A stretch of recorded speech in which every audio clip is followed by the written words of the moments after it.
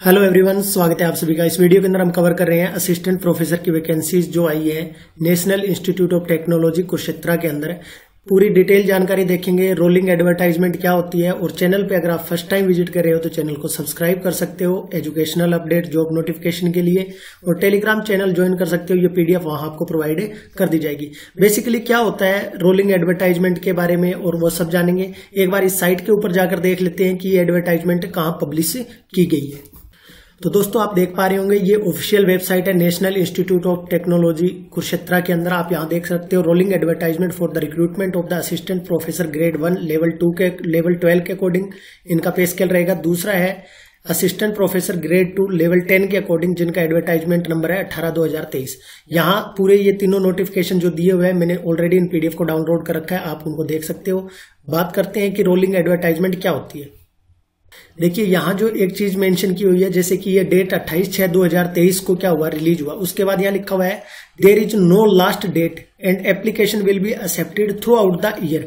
इसका मतलब ये होता है कि ये जो एप्लीकेशन है ये आप कभी भी अप्लाई कर सकते हो इस पोस्ट के लिए, बट जो first round of rolling advertisement है वो 21/7/2023 तक रहेगा। मतलब कुछ कैंडिडेट्स हैं जैसे जिन्होंने 21 तारीख से पहले अप्लाई कर दिया, सपोज कीजिए, तो जो वैकेंसी की नीड होगी उनके अकॉर्डिंग जिस कैंडिडेट ने 21 तारीख से पहले किया है उनको क्या किया जाएगा, बुलाया जाएगा। मींस जो शॉर्ट लिस्ट किया जाएगा, जो भी इन्होंने क्राइटेरिया बनाया है उसके अकॉर्डिंग। क्राइटेरिया क्या है वो आप इस वीडियो में देख सकते हो। उसके बाद क्या होगा कि मान लो कोई 21 के बाद या जैसे 25 को अप्लाई कर रहा है, या कुछ दिन बाद 8वें महीने में अप्लाई कर रहा है, 9वें महीने में अप्लाई कर रहा है, जिस भी मंथ में आप अप्लाई कर रहे हो उसके अकॉर्डिंग जब दोबारा रिक्रूटमेंट की जरूरत होगी तो उनको बुलाया जाएगा। तो रोलिंग एडवर्टाइजमेंट का ये मतलब होता है कि ये एडवर्टाइजमेंट तो चलती रहेगी। अगर मान लो आपने 22 तारीख को अप्लाई किया तो आपको सेकंड फेज के अंदर बुलाया जाएगा। जो फर्स्ट फेज है उसमें जो 21 तारीख से पहले अप्लाई करेगा सिर्फ उन्हीं को बुलाया जाएगा। ये तो होता है रोलिंग एडवर्टाइजमेंट का मतलब, जिसका कोई एंड डेट ना हो, लास्ट डेट ना हो। मतलब ये पूरे साल चलने वाला प्रोसेस है। ठीक है, एक बार वैकेंसीज के लिए बुला लिया गया, अब उसके बाद अगर वैकेंसीज दोबारा आएगी तो आपको बुला लिया जाएगा, अदरवाइज नहीं बुलाया जाएगा। सिंपल सी बात है। अब डिटेल में देख लेते हैं इनके लिए क्या क्या है। तो ये देख सकते हैं हम जो असिस्टेंट प्रोफेसर ग्रेड 2 लेवल 10 के अकॉर्डिंग है उसके बारे में बात कर लेते हैं। यहां आप देख पा रहे होंगे online application are invited the national post of the assistant professor grade 2 departments. ठीक है, तो यहां आप pay level 10 of 7 CP pay matrix के बारे में बता रखा है। ठीक है, इसेंशियल क्वालिफिकेशन क्या है, PhD होनी चाहिए। उसके बाद एलिजिबिलिटी के अंदर बात करें तो हम ये टेक्नोलॉजी डिपार्टमेंट है तो आप सभी को पता है कि इंजीनियरिंग डिपार्टमेंट में आपके पास फर्स्ट क्लास UG PG में 60%, साइंस और सोशल साइंस के अंदर first class UG and PG 60%, department of business के अंदर 60%।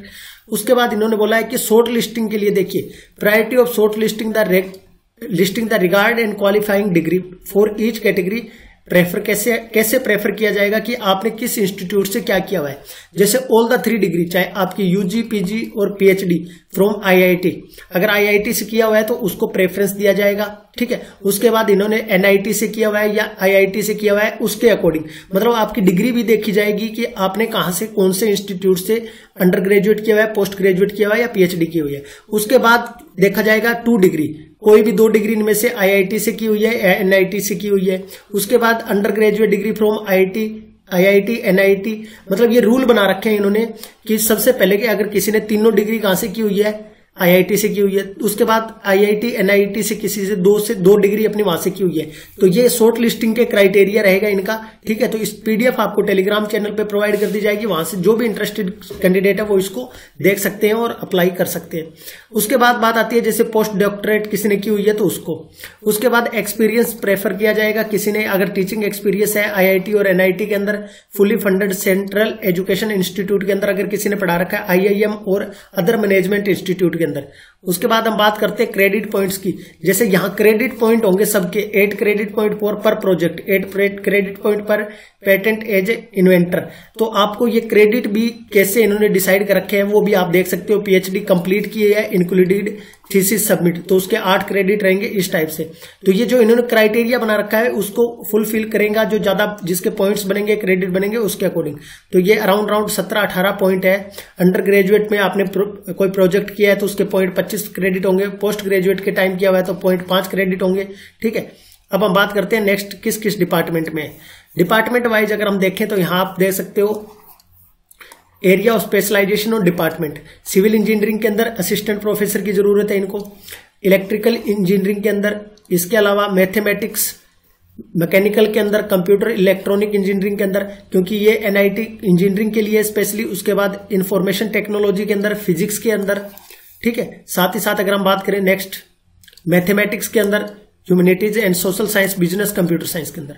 उसके बाद जर्नल कंडीशंस में क्या है, यहां देखिए आप, this is rolling advertisement, there is no last application, required recruitment would be based on the need in the given area of specialisation within the department. जो इन्होंने देखिए पोस्ट मेंशन नहीं किया, इन्होंने क्या कहा है, जिस हिसाब से नीड होगी उसके अकॉर्डिंग डिपार्टमेंट के अंदर। Area specialisation in which candidate will be required will be updated periodically in the line with department requirement. जैसे जैसे डिपार्टमेंट में रिक्वायरमेंट होगी उसके अकॉर्डिंग, ठीक है, लाइनअप किया जाएगा। मतलब एक पीरियड के बाद, जैसे पहली रोलिंग एडवर्टाइजमेंट का एंड डेट था 21, ठीक है, तो उसके बाद दोबारा अगर जैसे एक बार फिलअप होगी, उसके बाद दोबारा जैसे रिक्रूटमेंट की जरूरत होगी, तो रोलिंग एडवर्टाइजमेंट में जिसने फॉर्म भर रखा होगा उनको शॉर्ट लिस्टिंग के लिए कॉल या जो भी इंटरव्यू का इनका ईमेल वगैरह करेंगे, वो उनका प्रोसेस जो रहेगा उसके अकॉर्डिंग चलेगा। फीस की आप बात कर सकते हैं, 2000 रुपए रहेगा, ठीक है, और 1000 रुपए SC ST और PWD के लिए, जो कि नॉन रिफंडेबल रहेगा। फीस ज्यादा रख रखी है, बहुत ज्यादा। इसे अप्लाई करना है तो यहाँ आप ऑफिशियल वेबसाइट पे जाओगे, वहां जाकर आपका डाटा वगैरह जो भी ऑनलाइन रिक्रूटमेंट पोर्टल पे जाके भरना है, ठीक है। इसके बाद जो ये है मेन इंपॉर्टेंट है कि आपको हार्ड कॉपी भी सबमिट करवानी है। Name of the post applied should be superscript on the envelope used for the sending the hard copy. अगर हार्ड कॉपी आप सेंड नहीं करते हो तो आपका फॉर्म क्या कर दिया जाएगा, रिजेक्ट कर दिया जाएगा। देखिए, if hard copy of the application from along with the requisition self attested copied और document is not received at the institute, अगर इंस्टीट्यूट में नहीं होता तो आपका रिजेक्ट कर दिया जाएगा सिमिलरली, ठीक है, जो फॉर्म है आपका रिजेक्ट हो जाएगा अगर हार्ड कॉपी नहीं भेजते हो। उसके बाद चेकलिस्ट आपको क्या करना है, प्रिंट आउट, ठीक है, all self attested copies, marksheet, ठीक है, एनी अदर कोई आपका सर्टिफिकेट है, टेस्टिमोनियल है तो उसको भी सेंड करना होगा, ठीक है। आप डेट यहां देख सकते हो, पहली जो 28/6 को एक साथ ओपन हुआ है, 27 तक क्या 21/7 तक क्या कर सकते हो, रोलिंग का फर्स्ट राउंड रहेगा। उसके बाद 24/7 तक the last date of receipt of hard copy 24/7 तक रहेगी, ठीक है। This is rolling advertisement, there is no last date, will be accepted throughout the year, application will be processed periodically. इसी type से दूसरा आप देख सकते हो, जो सेकंड वाला है सेम ग्रेड 2 का, इसमें क्या है आपके पास इसेंशियल क्वालिफिकेशन अलग रहेगी, ठीक है, क्योंकि इसका पे स्केल लेवल भी क्या है, ज्यादा है। तो यहां आप देख सकते हो, इसको मैं सिलेक्ट करके यहां 3 ईयर आफ्टर PhD और 6 year total teaching and research experience in reputed academic institute और research development and lab. Total जो क्रेडिट पॉइंट होंगे वो 20 होंगे।